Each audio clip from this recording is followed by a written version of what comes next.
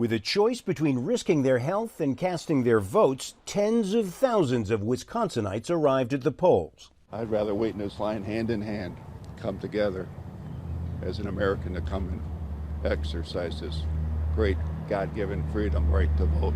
They came with masks, gloves, and an abiding faith in democracy, and a rising furor for the leaders who put them at risk by compelling them to carry out an election amid a deadly global pandemic. It was an election marked by uncertainty and chaos. It is a complete mess here. In the city of Milwaukee, where there are more than 300,000 registered voters, there are only 5 polling places. There are usually 180. Voters stood 2 meters apart in lines that stretched for blocks. The election should have been postponed, no doubt. There's no question.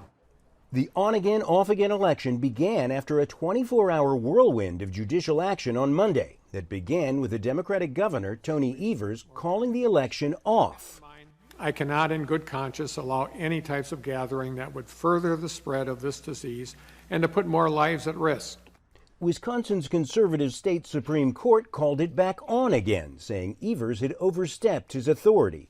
Then the conservative U.S. Supreme Court weighed in, overturning a lower court ruling that would have extended mail-in voting until April 13th.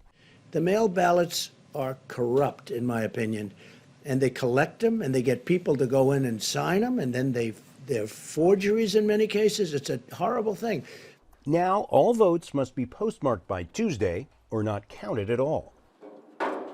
The chaotic election in the middle of a global pandemic could leave hundreds of thousands of votes untallied. About 1.3 million people asked for a mail-in ballot, but by early Tuesday, fewer than 900,000 had actually gotten one in. Many said they simply didn't arrive in time.